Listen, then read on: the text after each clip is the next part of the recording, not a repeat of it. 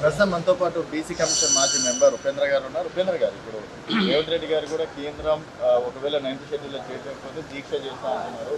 So 6th రోజు కూడా దీక్ష సంబంధించి డేట్ కూడా ఫిక్స్ కావడం అనేది జరిగింది. మరి ఇక్కడ రాష్ట్ర ప్రభుత్వం మిస్టేక్ అనుకోవచ్చు, కేంద్రం ఇప్పుడు వాళ్ళు ఏమన్నారు, ఆర్డినెన్స్ తెచ్చుకొచ్చి చేస్తామని అన్నారు.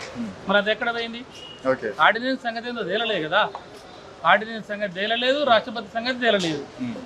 మళ్ళీ అంటే బీసీల బతుకులు రోడ్డు మీద వేయాలన్నా, బీసీ అంశాన్ని తీసుకుపోయి ఢిల్లీ పురవీధులు అమ్ముకోవాలనే కదా. వాళ్ళందరి మధ్యలో ఇప్పుడు నువ్వు ఊరేగాలి, ఇప్పుడు బీసీల కొరకు ఇప్పుడు నేషనల్ లీడర్ కావాలని చెప్పేసి ఇదంతా ఒక కుట్ర. ఏమే ఇది ఏం లేదు, మంత్రులు కూడా ఆర్డినెన్స్ చేసిండ్రు కదా. ఇప్పుడు నేను ఏమంటున్నా, నువ్వు ఆర్డినెన్స్ సంగతి ఏంది, అది తేలలే కదా. ఆర్డినెన్స్ వచ్చిందా రాలేదా తేలాలి, ముందు దాని మీద నువ్వు ఉండాలి కదా, దాని మీద ఒత్తిడి తీసుకురా. నువ్వు లేతే మన అక్కడ ఢిల్లీ పోయిన మరి ఇక్కడ ఆర్డినెన్స్ సంగతి ఏంది, ఇక్కడ ఆర్డినెన్స్ సంగతి ఇవన్నీ చెప్పలేదు. నువ్వు ఇవన్నీ మాకు కాకమ్మ కథలు చెప్పొద్దు. నువ్వు 6 నెలల్లో రిజర్వేషన్ ఇస్తాను, నువ్వు లోకల్ బాడీలు ఎట్లా ఇస్తానో ఏం సంగతో మాకు తెలియదు. నువ్వు ఏ ప్రాతిపదికన ఇస్తానో తెలియదు. నేను చట్టబద్ధత కలిగిన రిజర్వేషన్ ఇస్తాను చెప్పినావు. ఏది ఇలా 20 నెలలు అయింది. 20 నెలలు అయిపోయి నువ్వు నాటకాలు ఆడుకుంటా, నువ్వు అసెంబ్లీలో బిల్లు పెడతా అంటావు, ఉభయ సభల్లో బిల్లు పెడతా అంటావు, విద్యా ఉద్యోగాలు అంటావు. విద్యా ఉద్యోగాలు చేయనికి డెడికేటెడ్ కమిషన్కి లేదు. విద్యా ఉద్యోగాల రిజర్వేషన్ పెంచాలంటే బీసీ కమిషన్ చేయాలి, రెగ్యులర్ బీసీ కమిషన్ చేయాలి. నువ్వు దాంతో చేయించకుండా డెడికేటెడ్ కమిషన్ తోటి ప్లానింగ్ డిపార్ట్మెంట్ తోటి లెక్కలు తీయించి ఎక్కడ పోతావు నువ్వు, ఎడ నిలబడతాయి ఇవి. అక్కడ పంపించింది నువ్వు పార్లమెంట్లో పంపించింది కూడా 31 ఆర్టికల్ 3 ప్రకారం పంపిండు. అది ప్రొటెక్షన్ అడుగుతుంది. అది ప్రొటెక్షన్ మరి నీకున్న యాక్ట్ కదా, నీకు యాక్ట్ యాడ్ ఉంది, నువ్వు ప్రొటెక్షన్ అడగనికి. అంటే ఇదంతా కూడా గ్యాంబ్లింగ్, మోసము, జూమ్లా, హమ్లా. వింటున్నావా? బీఆర్ఎస్ స్టాండ్ ఏంది? మేము బీఆర్ఎస్ పార్టీగా నిలదీస్తున్నాం. ఏ పద్ధతి ప్రకారం నువ్వు ఎలక్షన్ మేనిఫెస్టోలో పెట్టినావు, కామారెడ్డి డిక్లరేషన్ అమలు చేయమని మేము ప్రతిపక్ష పార్టీగా మేము అడుగుతాం, బరాబర్ అడుగుతాం. రేపు సెప్టెంబర్ 30 వరకే కదా ఈ స్థానిక సంస్థలు. అందుకే నేను ఏమంటున్నా, దీన్ని అడ్డం పెట్టుకునే కదా మళ్ళీ ఊరేగుతాను తిరుగుతున్నాడు. ఇవాళ నిన్నటి 25వ తారీఖుకి జూలై 25కి రిజిస్ట్రేషన్ మన ఈ రిజర్వేషన్లు స్థిరీకరించాలి. మరి అది స్థిరీకరించిండా? అది స్థిరీకరించలే. రిజర్వేషన్లు స్థిరీకరించాలంటే క్షేత్రస్థాయిలో పర్యటన, అక్కడ ఉన్నటువంటి జనాభా, ఆ జనాభాలో జరిగింది ఒక్కొక్క వార్డు స్థాయిలో పోయి ఏ కులం ఉన్నది, ఏ కులానికి అవకాశం రాలేదు, ఎంత జనాభా ఉన్నారు అంటే రాజకీయ వెనకబడతానని స్థిరీకరించాలి. ఏబిసిడి చేయాలి. మళ్ళీ బీసీ రిజర్వేషన్లు కూడా అంటే సాగ్రిగేట్ చేయాల్సి ఉంటుంది. అవి చేయలేదు. నువ్వు పొలిటికల్ బ్యాక్వర్డ్నెస్ తీసుకురాలేదు. పొన్నం ప్రభాకర్ గారు మీ బీసీ మంత్రి పాలాభిషేకాలు చేసేది ఒకటే తక్కువ. పొన్నం ప్రభాకర్ గారికి ఆ బీసీ మంత్రిత్వ శాఖ ఎట్లయిందో బీసీ అంశాల పట్ల ఆయనకి ఏమాత్రం కూడా అవగాహన లేదు. ఆయన ఒక్కసారి కూడా డెడికేటెడ్ కమిషన్ తోటి రివ్యూ పెట్టి అసలు జనాభా ఎంత, ఈ మొత్తం జనాభాలో ఎంత శాతం ఉన్నారు, అసలు బీసీల జనాభా ఎంత, ఇంతవరకు రాజకీయంగా అధికారంగా అవకాశం పొందిన వాళ్ళు ఎవరు, పొందని వాళ్ళు ఎవరు, రాజకీయ అంటరానితనంలో మగ్గిపోతున్న మైనార్టీ బీసీ కులాలు ఎవరు, ఇవన్నీ కూడా ఏబిసిడి చేసి రాజకీయ వెనకబడతానని నువ్వు ప్రూవ్ చేయాలి కదా. పక్కన బీహార్లో చేసిండంటే, కులగణన చేసిందంటే ముఖ్యమంత్రి గారే 100 సమీక్షలు నిర్వహించారు. చీఫ్ సెక్రటరీ గారితో కూర్చొని 100 సార్లు సమీక్ష చేసి అక్కడ ఆర్డినెన్స్ తీసుకొస్తే అదే మిగలే. నువ్వు ఇక్కడ దిక్కు లేదు, మొక్కు లేదు. అక్కడ ఏకసఖ్య కమిషన్ వేస్తే ఆఫీస్ లేదు, ఇన్ఫ్రాస్ట్రక్చర్ లేదు, మేధావులు లేరు, సర్వే సంస్థలు లేవు, ఏది లేకుండా నువ్వు ఒకటే తీసుకొచ్చి నువ్వు అందులో పెట్టుకొని ఆ ప్లానింగ్ డిపార్ట్మెంట్ తీసుకొచ్చిన రిపోర్ట్కి నువ్వు ఒకటే శతకం పెట్టి లోపల రూమ్లా ఇది పంపించి ఇదే నువ్వు రిజర్వేషన్ అమలు చేయంటే ఎవరు చేస్తాడు, ఎట్లా నిలబడుతుంది, ఏ కోర్టు ఒప్పుకుంటుంది.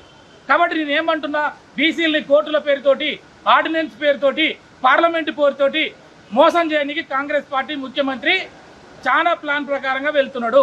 భారతీయ జనతా పార్టీ ఆ కోర్టులోకి బాల్ను కొట్టి ఇలా ఢిల్లీ పురవీధులలో తెలంగాణ ప్రజల బీసీల బతుకుని ఆగం చేయడానికి. మీరు ఒక అడ్వకేట్ గా సెప్టెంబర్ 30 వరకు ఎన్నికలు జరుగుతాయా జరగవా అనేది నోటిఫికేషన్ ఇవ్వాలి కదా. ఆ నోటిఫికేషన్ ఇస్తే, ఆర్డినెన్స్ ఇస్తే ఈయన పోయేది ఎట్లా, అన్యాయం జరిగేది ఏంటి, ఎవరన్నా ఉంటే వాళ్ళు కోర్టుకు పోతారా, కోర్టుకు పోతే వీళ్ళు కేవేట్ వేస్తారా, కేవేట్ వేస్తే నోటీసులు ఇస్తే వాళ్ళు ఆర్గ్యుమెంట్ చెప్పిన తర్వాత ఏం తేలుతుంది అనేది కోర్టులో తేలుతుంది కదా. ఇవన్నీ కూడా అన్ని చిక్కులు, అన్ని పీఠముడులు ఉన్నాయి. ఇవి ఈ పనికి చాలా కష్టం. ఈ బీసీ రిజర్వేషన్ అనేది సబ్జెక్టు చాలా కష్టమైన పని. ఆ రోజు 27% మండల్ కమిషన్ రిజర్వేషన్ ఇవ్వమని చెప్పి 90లో చెప్తే 80లో ఆ రిజర్వేషన్ ఇస్తానని చెప్తే వీపీ సింగ్ గారిని దించేసారు భారతీయ జనతా పార్టీ. మండల్ కమిషన్ రిజర్వేషన్ అమలు చేయబోతుంది, ఈ దేశంలో బీసీలకు రిజర్వేషన్లు వస్తాయని డిక్లేర్ చేసిన వెంటనే కమండలం తీసుకొని లాల్ కృష్ణ ఆధ్వర్యం బయలుదేరాడు. రామ జన్మభూమి పేరుతో యాత్రలు చేశారు, గవర్నమెంట్ని కూల్చారు. 80లో రిపోర్ట్ వస్తే 92లో రిజర్వేషన్లు వచ్చినాయి. అంటే బీసీ విషయాలు వచ్చినప్పుడు ప్రతిసారి ఒక పార్టీ తయారవుతుంది. ఈ బీసీ రిజర్వేషన్లు వ్యతిరేకించే ఒక శక్తులు, వ్యక్తులు, కులాలు రెడీగా ఉంటాయి. ఈ రోజు నువ్వు బీసీ ముఖ్యమంత్రి అని చెప్పి భారతీయ జనతా పార్టీ ఓట్లు వేయించుకున్న తర్వాత ఏమైంది? ముఖ్యమంత్రి సంగతి దేవుడు ఎరుగు, పార్టీ అధ్యక్షునే బీకేశారు. అది దిక్కులేదు. తర్వాత మళ్ళీ ఇచ్చే బీసీకి ఇచ్చే వచ్చే బీసీకి వచ్చే ఎస్సీకి వచ్చే అన్నారు. మళ్ళీ తీసుకుపోయి ఏం చేశారు? మళ్ళీ వాళ్ళకే ఇచ్చుకున్నారు. అంటే భారతీయ జనతా పార్టీ అంటే బీసీల వ్యతిరేక పార్టీ. బీసీల వ్యతిరేక పార్టీ. వాళ్ళు బీసీలో బతకనియరు, బీసీలకి రిజర్వేషన్లు రానియరు. దానికోసమే ఈ టెక్నికల్ అంశాలన్నీ తీసుకొస్తారు.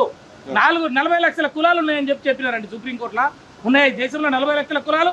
ఈ దేశంలో కాగా కాలికర్ కమిషన్ ప్రకారం 2600, మండల్ కమిషన్ ప్రకారం 3600. మొన్న చేసినటువంటి 2011లో సోషియో ఎకనామిక్ సర్వే చేసినా కూడా దాంట్లో కూడా 4000 చిల్లరే ఉన్నాయి. మరి 40 లక్షల కులాలు ఎక్కడి నుంచి వచ్చినాయిరా? అంటే మీరు ప్రతిసారి బీసీకి రిజర్వేషన్లు ఇవ్వాలన్నా, బీసీలకు అవకాశాలు దొరకాలన్నా ఒక టెక్నికల్ అంశాలు తెస్తారు, దాన్ని ముందు పెడతారు. ఇవాళ ఏమవుతుంది? మళ్ళీ మత రిజర్వేషన్లు అని పెడుతున్నారు. బీసీలకు కూడా మంచి చెడు ఇస్తామని చెప్పేసి అంటే మళ్ళీ దాంట్లో మతపరమైన రిజర్వేషన్లకు వ్యతిరేకమని అంటుర్రు. మరి ఆ కులాలు కూడా బీసీలు ఉన్నాయి. అయ్యాలో ఏం బీకినావు? బీహార్లో జరుగుతుంది, మరి అక్కడ గుజరాత్లో జరుగుతుంది కదా ఇలాంటి రిజర్వేషన్లు. మరి అక్కడ దాని గురించి ఎందుకు మాట్లాడవు? అవి పక్కకు పెట్టి అంటే ఒక సైంధవుడి లాగా బీసీలకి భారతీయ జనతా పార్టీ అడ్డుపడుతుంది. నిరంతరము బీసీలని, ఎస్సీలని దొక్కేసేది, అవకాశాలు రాకుండా చేసేది భారతీయ జనతా పార్టీ. దానికి తోడు ఇక్కడ చోటే బాయి, పైన బడే బాయి, ఇద్దరు బాయిల వల్ల బీసీల రోడ్లు బజారున పడ్డాయి. ఇవాళ ఢిల్లీ పురవీధులలో బీసీల బతుకుల్ని అమ్ముకొని బాగుపడి నేషనల్ లెవెల్లో ప్రొజెక్ట్ కావడానికి వీళ్ళంతా కుట్ర చేస్తూ ఉన్నారు. ఇది మీకు ఎన్ని రోజులు గడవదు. ఇది తెలంగాణ సమాజానికి మొత్తం అర్థమైంది. రేపు రాబోయే కాలంలో మీ ఇద్దరిని కూడా, అటు కాంగ్రెస్ పార్టీని, ఇటు బీజేపీ పార్టీని తుకడా చేసి రాజకీయంగా బంగాళాఖాతంలో కలపనికి సిద్ధంగా ఉన్నారని హెచ్చరిక చేస్తూ ఉన్నాం. ఇప్పటికైనా మీకు చిత్తశుద్ధి ఉంటే ఆ 42% చట్టబద్ధత ఎట్లా చేస్తారో తెచ్చి ఎలక్షన్ చేయాలి. లేకపోతే హైకోర్టులో టైం తీసుకో. నిన్ను ఉరుకులో ఇచ్చేదేవాడు, ఉరుకులో పెట్టించేదేవాడు. కోర్టు ఒకవేళ చెప్తే చెప్పవచ్చు కాక కోర్టు దగ్గర కూడా టైం అడగవచ్చు. కోర్టు కూడా ఒప్పుకుంటుంది. 10 సంవత్సరాలు తమిళనాడులో ఎలక్షన్ జరగకుండా ఆపినారు. రిజర్వేషన్లు తేలకపోతే బీసీలు అయ్యి అది తెలుసుకో. అక్కడ ఏ పద్ధతి ప్రకారం ఆపినారో ఆపి నువ్వు టైం అడిగి అయ్యా అప్ప అని చెప్పి ఇక్కడ ఆపుకొని మళ్ళీ నువ్వు డెడికేటెడ్ కమిషన్ వేస్తావా, ఏ కమిషన్ వేస్తావో చేసి మళ్ళీ నువ్వు చేసి సుప్రీంకోర్టులో పోయి రివ్యూ పిటిషన్ వేసి అక్కడ కూడా అన్నీ చెప్పి వాళ్ళు సాటిస్ఫై అయితే నీకు రిజర్వేషన్లు దొరికే ఛాన్స్ ఉన్నది. లేకపోతే నువ్వు బీసీలకి ద్రోహం చేసిన పార్టీ కాంగ్రెస్ పార్టీ. గతం నుంచి నాటి నుంచి నేటి వరకు ఇప్పుడు కూడా చేస్తున్నది కాంగ్రెస్ పార్టీ, బీజేపీ పార్టీ అని తెలియజేస్తా ఉన్నాం.